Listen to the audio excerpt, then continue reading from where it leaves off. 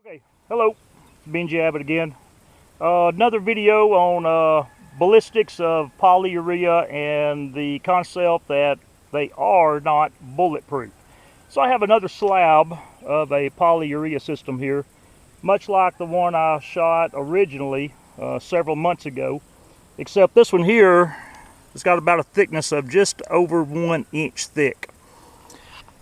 So today I'm going to shoot with a variety of different cartridges. I'm going to start out with 25 ACP, then go to a 380, a 38 special, a 9mm, go on up to the 45 Colt, 45 ACP, and then the 44 mag. That's going to be the pistol cartridges, and then I'll do another video later and probably tag it to this one, which will do rifle and then shotgun. So let's see what cartridges this 1 inch thick slab of polyurea can stop. For those of you that may not be familiar with the term polyurea, we think of truck bed liners. So there's a large variety of different brands of truck bed lining materials out there, and majority of those materials are made out of polyurea. That is the technology used for the truck bed lining industry, as well as many other coating industries as well. So let's see what will this slab of polyurea stop or not stop. So the handguns that I've selected to use is these right here. We have a 25, a 38, 9mm. We have a 30. We have a couple of 380s. I'm only going to shoot one of those. We have a 357, if I forgot to mention that one. We have the 45 Colt. Then we have two 44 mags. Now, some of these I'm going to shoot only either cast or a jacketed round. And then once I get the results of those, then we will move to the jacketed hollow points. And probably the jacketed hollow points I'll use will be out of a 9mm 44 mag Desert Eagle. And probably the 380 from the Ruger LCP2. Good little backup carry gun, if you will. But let's see what happens to our polyurea slab. We will see if we can stop them or see which ones go straight through. Yep. So first up is our 25 ACP through a little Ruger. This is not my carry gun, hence it does have pink handles. So let's see what this one here will do for us.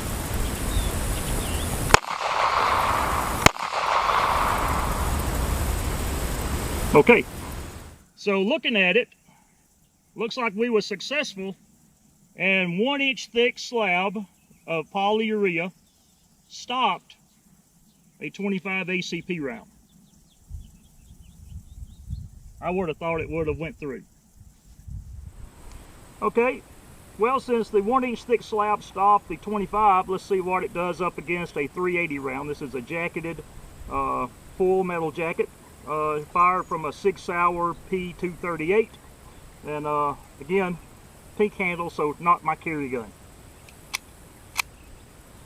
Okay, we're hot. Let's see what we can do.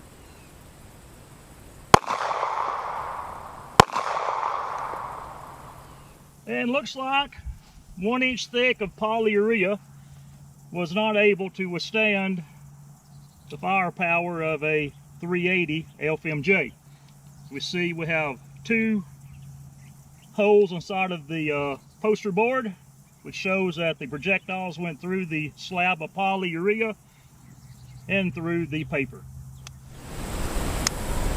Okay, so this one here is a Bursa Thunder 9 in 9mm, and let's see if what it will do up against the 1 inch thick slab of polyurea.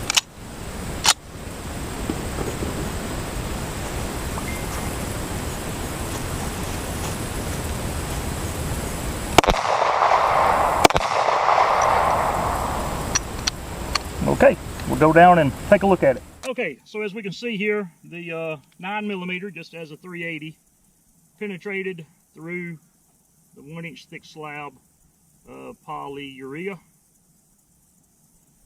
So let's see what the next one will do, which will be 38 Special. Okay, so I have a Smith & Wesson 38. I believe this is a 4.5-inch barrel. I have don't remember what grain, but they're cast projectiles. And see what I can do here. This pistol I have not fired in a long time, so again, when you don't fire one, you're not as accurate.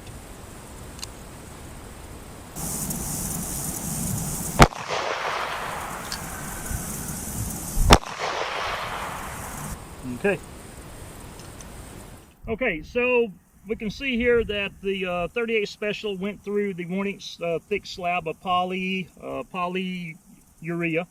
Looks like even one of them here, actually both of them, looks like they were tumbling when they left. Keyhole pattern here. So the only one so far that's been stopped has been the 25 ACP, and next up is going to be the 357. Okay, so here I have a Ruger Blackhawk in 357, and I'll be shooting 125 grain cast with a semi-jacketed projectile. And let's see what this one here will do up against the 1-inch thick slab of polyurea.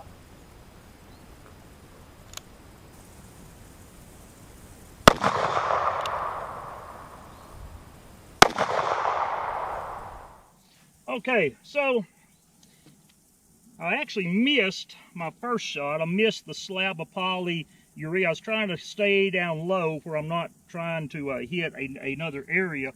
So my second hit, we hit about right there. This here's our 357. And then the shot I missed actually hit the paper here on the right-hand side, and we won't count it. So again, 357. Easily went through the 1-inch thick slab of polyurea. So I did just shot the 357 and got to noticing before when we turned off the camera that I got a hole up here, and the only thing we can think of is it was either a piece of the jacket from one of the 357 rounds, or a piece of polyurea that come off the backside, which there's not really much, but something penetrated the paper here. So we'll have to look back and see what hit this paper. But I put a question mark there because I'm not sure what made that hole. Okay, so here we have a Parrott Ordnance Expert, full size 1911 in 45 ACP. This is a 230 grain LPMJ. And let's see how Mr. Polyurea handles a Fat Boy.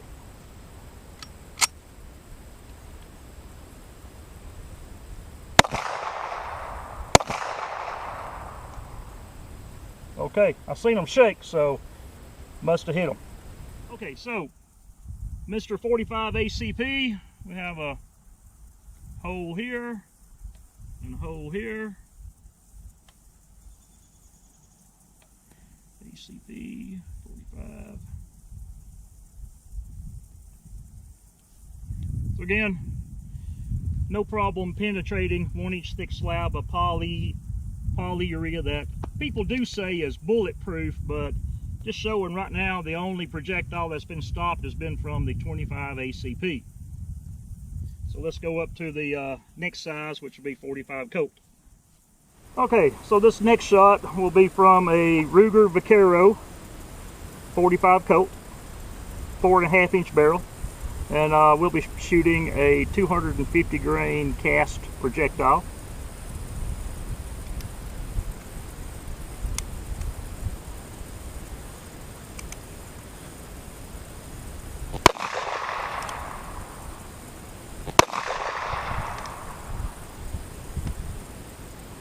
Let's see what we did.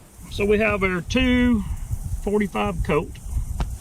Some people call them lone Colt, but in reality there never was a lone Colt. They were just 45 Colt. They are marked 45 LC though.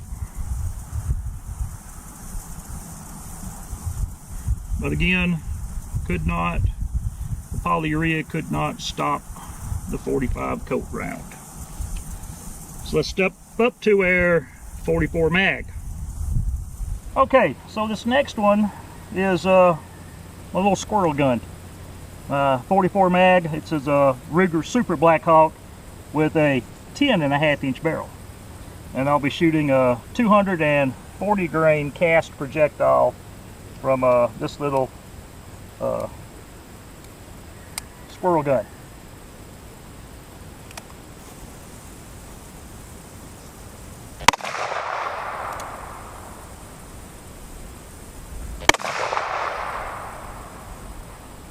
And those were my hand loads. Okay, well, looky here. Their 44 mag penetrated through the slab of 1-inch polyurea pretty nicely, I would say.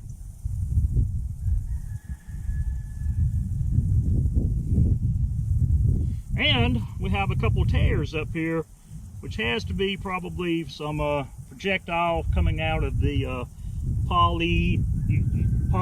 It could either be some of the cast material breaking up, coming through the polyurea, or it could be some of the polyurea that's coming along out of the slab itself.